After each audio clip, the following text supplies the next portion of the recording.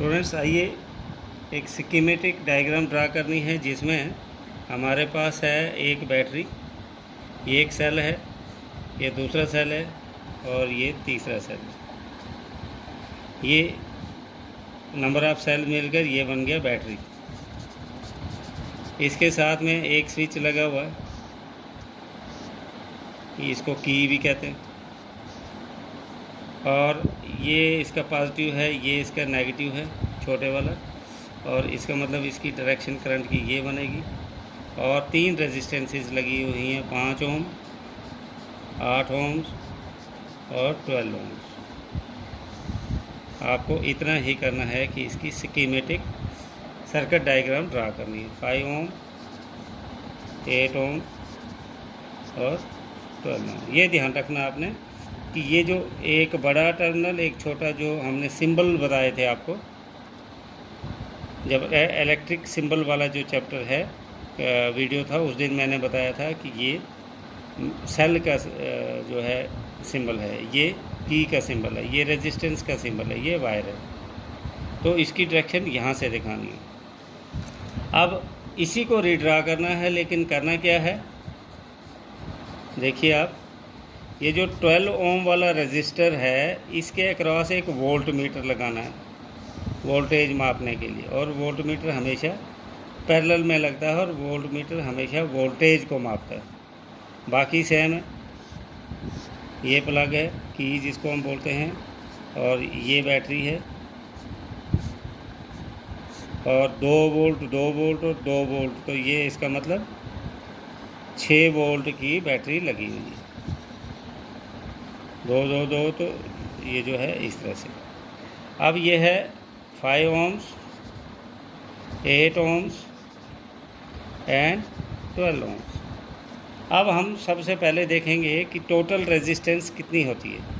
Total resistance जब series में ये कनेक्टेड हों तो is equal to R1 plus R2 plus R3, that is 5 ohm plus 8 ohms plus 12 ohms is equal to 25 ohms.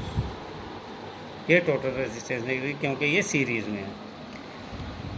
According to Ohm's law, according to Ohm's law,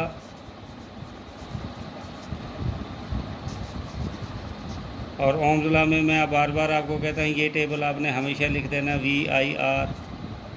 तो इसमें I is equal to V upon R, where V is the voltage and R is the resistance. और voltage हमें दी हुई है, voltage है हमारे पास 6 volt की बैटरी है ये लगी हुई, तो 6 अपॉन 25, इसको अगर हम कैलकुलेट करेंगे तो ये बनता है 0.24 एम्पियर। ये करंट निकल गई।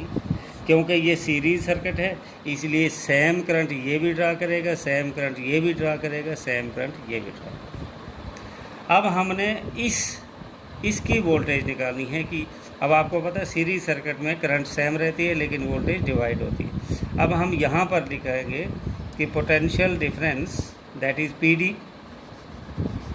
अक्रॉस 12 ओम रेजिस्टर, वो हमने हम कहते हैं कि V1 है। करंट हमने निकाल दी है, वो है 0.24 एम्पेयर। तो अकॉर्डिंग टू ओम्स लॉ हमने निकालना क्या है, voltage. V is equal to I into R। तो V is equal to current दिया हुआ है 0.24 इंटू रेजिस्टेंस हमें पता है 12 ओम है, तो ये निकलेगा 288 वोल्ट। इसका मतलब ये करंट जो है ये रीड करेगा एमीटर। एमीटर की रीडिंग क्या आई, एमीटर की रीडिंग आई 0.24 एम्पेयर, और वोल्ट मीटर की रीडिंग क्या आई 288 वोल्ट। आइए आगे चलते हैं। हमारे पास एक रेजिस्टेंस है 1 ओम की और एक रेजिस्टेंस है 10 रेज़ पावर 6 की। ये दोनों पैरेलल में लगे हुए, 1 ओम और 10 रेज़ पावर 6 ओम। तो इसका बताना है टोटल रेजिस्टेंस कितनी होगी। तो कौन सा फार्मूला लगेगा, 1/R is equal to 1/R1 plus 1/R2, ये बन जाएगा 1/1 प्लस 1/10⁻⁶। तो इसको अगर मैथमेटिकली क्रॉस मल्टीप्लाई करेंगे तो ये बनेगा 1 + 10⁻⁶। तो ये बन जाता है। इसको कैलकुलेट अगर आप करेंगे तो ये बनता है 10⁻⁶/10⁻⁶।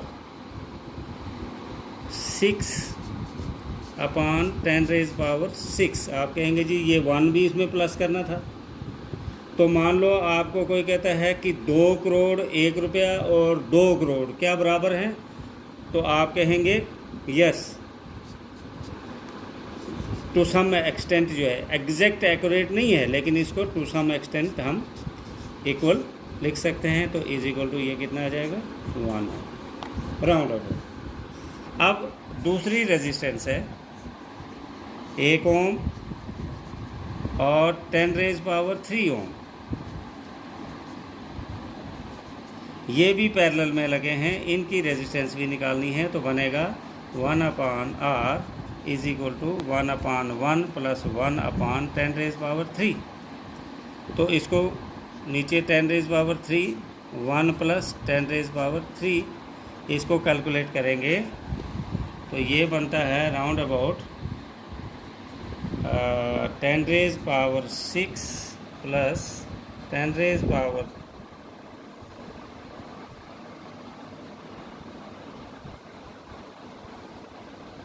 स्टूडेंट्स यहाँ करेक्शन है, हमने 2 रेजिस्टेंस लगाई थी, यहाँ पर 3 रेजिस्टेंसेस हैं। एक है 1 ओम 10⁻³ ओम और एक है 10⁻⁶ ओम। तो इसके साथ में एक और आ जाएगा 1/10⁻⁶। तो नीचे आ जाएगा 10⁻⁶, तो यहाँ आ जाएगा प्लस 10⁻⁶। तो ये बन जाएगा 10⁻⁶ प्लस 10⁻³ प्लस 1/10⁻⁶। ये बन गया 1/R इज इक्वल। इसको भी फर्दर कैलकुलेशन करेंगे तो ये बनेगा 1,001,001/1